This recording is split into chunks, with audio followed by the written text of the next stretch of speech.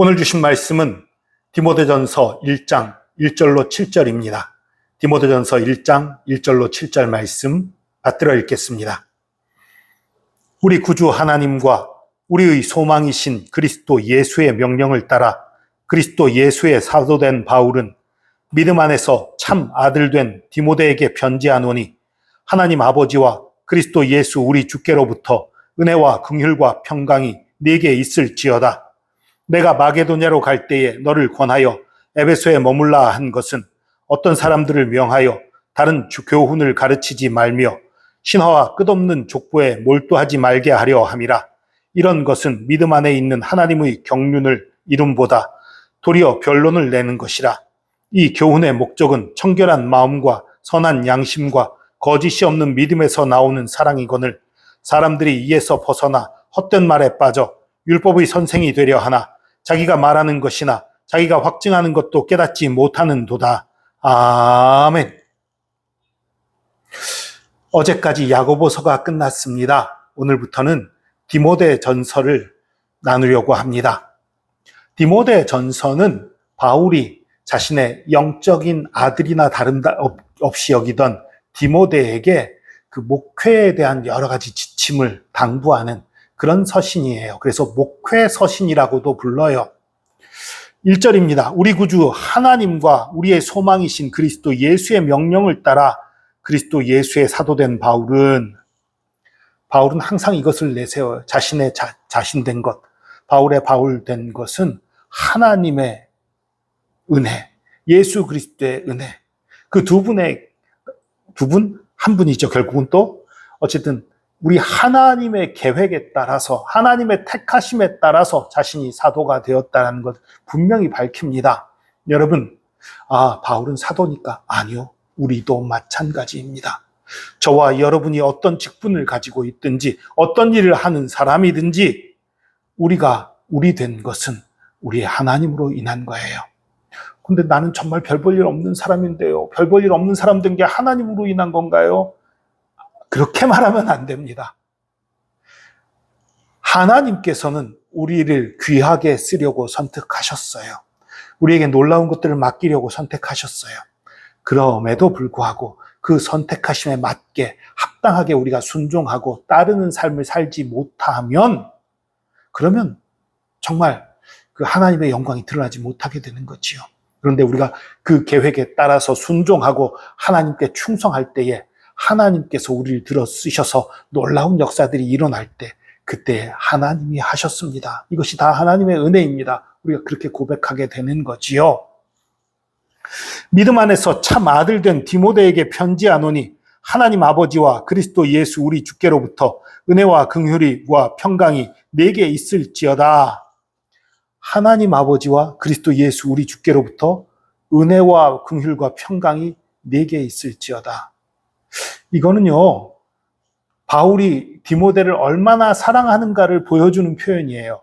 왜냐하면요, 모든 바울 서신 중에 디모데 전서와 디모데 후서에만 긍휼이라는 단어로 인사를 합니다.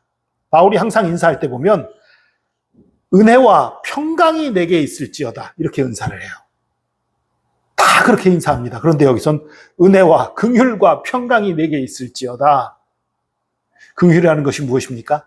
자비지요. 우리를 불쌍히 여기는 마음. 근데 단순히 마음으로만 불쌍히 여기는 것이 아니라 불쌍히 여겨서 그 불쌍히 여김에 따라 나오는 행동까지 가리키는 거예요. 그러니까 그걸 불쌍히 여기서 하나님이 돌봐주시고 힘을 주시고 지켜주시고 이런 것들이 그 속에 들어있는 거지요. 바울이 디모데를 더욱더 아낀다라는 것, 특별히 아끼고 있다는 것이요. 이 인사에서 드러나요. 어쨌든 내가 마게도냐로 갈 때에 바울이 아마 이 디모데와 함께 전도여행을 떠났던 것 같아요. 그러다가 에베소에서 머물다가 마게도냐로 가야 되는 상황에서 이 디모데에게 부탁을 한 겁니다. 여기 남아 있어라. 나 혼자 마게도냐 다녀오겠다. 이유는 에베소에 잘못된 믿음들이, 잘못된 가르침들을 전하는 사람들이 있는 거예요. 이것을 디모데가 막고 이것을 바로 잡는 그런 일이 필요하다고 생각이 된 거예요. 바울도 남아 있었으면 좋겠지만 마게도냐에도 또 바울이 다시 들려서 그들에게 또 하나님의 사랑과 은혜를 또 제대로 가르쳐야 되는 일들이 필요했거든요. 그래서 선택한 방법이 에베소에 디모데를 남겨두고 혼자 마게도냐로 가는 거였지요. 그리고서 떠나놓고 이제 다시 당부의 편지를 디모데에게 보낸 거예요. 어떤 사람들을 명하여 다른 교훈을 가르치지 말며, 그러니까 다른 교훈, 그러니까 예수 그리스도로 말미암은 복음이 아닌 다른 교훈을 가르치는 사람들이 있었다는 거예요. 그 다른 교훈이 무엇인지 여기서는 아직 안 나왔어요. 그 신화와 끝없는 족보, 신화와 끝없는 족보, 이게 뭘 가르치는지 정확히 이해하기 힘든데요. 몇 가지 추측이 가능해요. 이 끝없는 족보란 말 자체가 탁상공론이라는 의미의 관용어였다라는 주장이 있어요. 그럴 수도 있을 것 같아요. 또 어떤 분들은 이렇게 얘기를 해요. 구약의 족보들, 성경에 기록된 거 이상으로 그 족보를 따지고 뭐 이렇게 한다. 그거 따지는 이유가 뭐예요? 자신을 아브라함하고 연결시키려고. 자신을 아담하고 연결시키려고.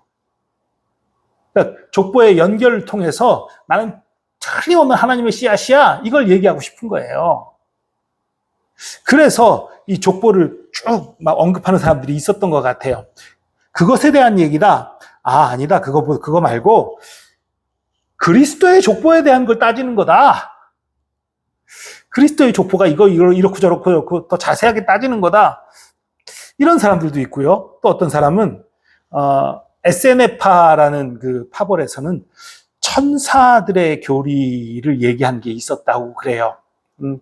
그거 좀 성경적으로 볼 때 조금 문제가 있어요. 근데 어쨌든 그것을 깊이 따지는 것을 신화와 족보에 착nhập 것이다 라고 말한 거다라는 주장도 있어요. 또 하나의 주장은 아예 영지주의자들의 신인 에온이라는 그런 존재의 족보를 얘기하는 거다, 이런 주장도 있어요. 어떤 게 맞는지는 몰라요. 그런데요, 지금 말한 것들에 공통점이 하나 있어요.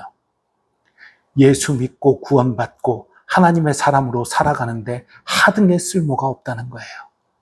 지금 말씀드린 모든 것이 다 동일합니다.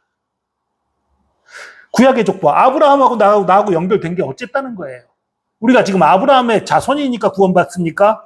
아니잖아요. 예수 그리스도의 십자가의 보혈로 그 은혜로 구원받잖아요. 필요 없는 거예요.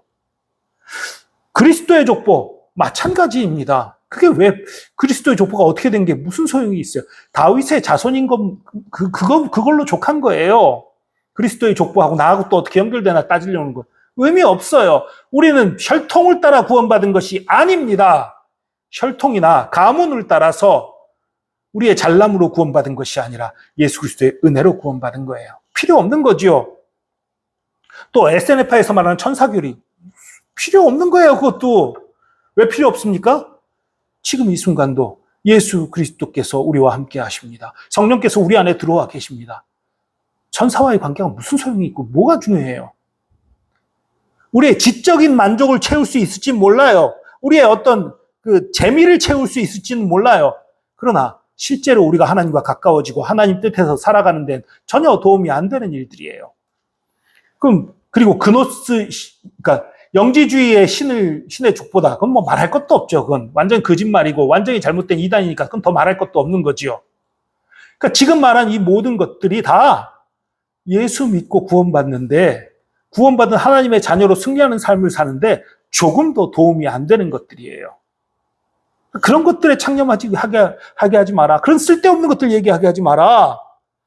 이런 거에 몰두하게 하지 말게 하려 함이라. 이런 것들은 믿음 안에 있는 하나님의 경륜, 이 경륜이라는 것은요, 국가를 경영하는 능력 혹은 경영함, 뭐 이런 것들을 의미하는 그런 단어예요.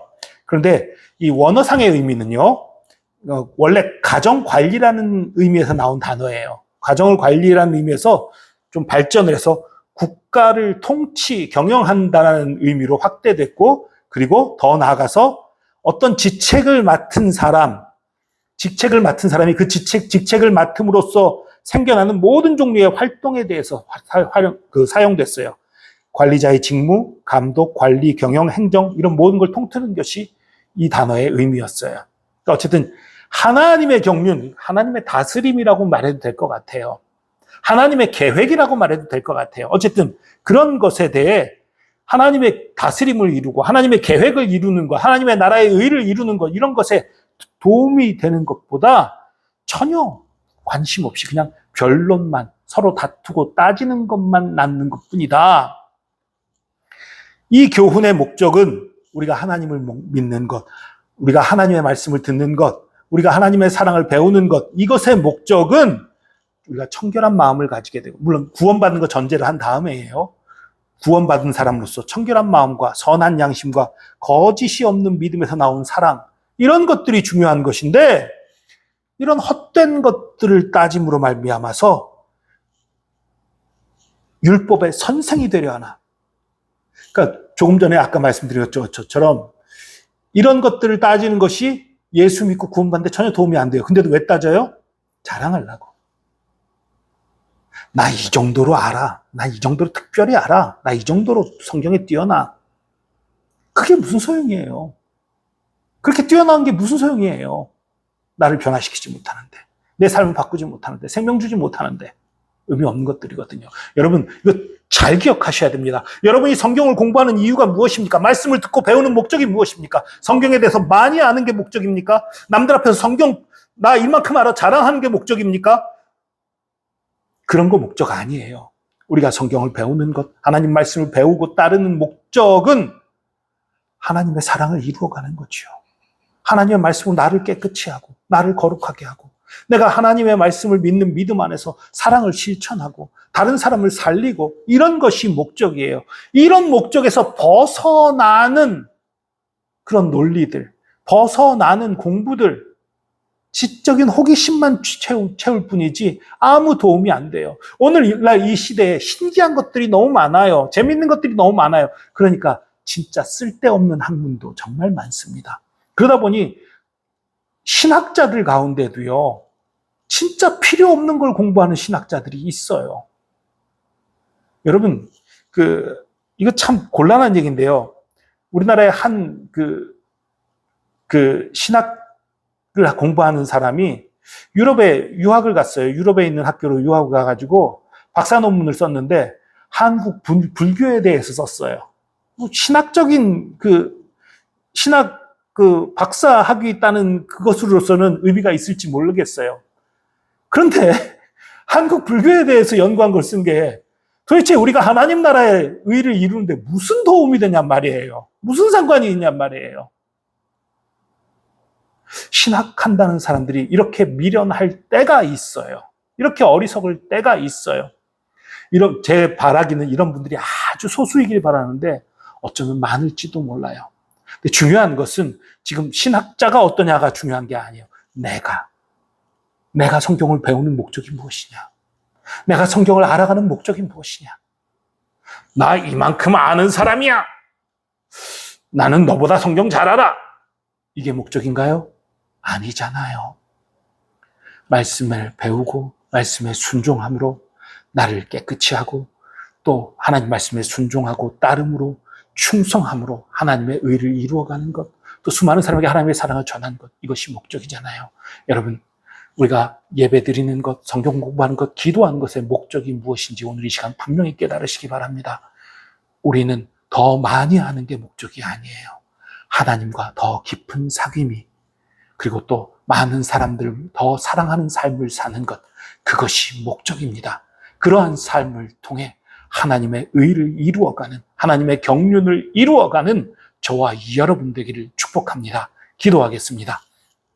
주님, 오늘날 이 시대에 많은 사람들이 자기 자랑을 하고 싶어하고 자기 혈통과 자신의 아는 지식과 자신의 능력을 자랑하고 드러내고 남들 위에 서고 싶어하는 그런 시대가 되었습니다. 주님, 이 시대에 우리가 어리석은 생각들을 품지 않기 원합니다.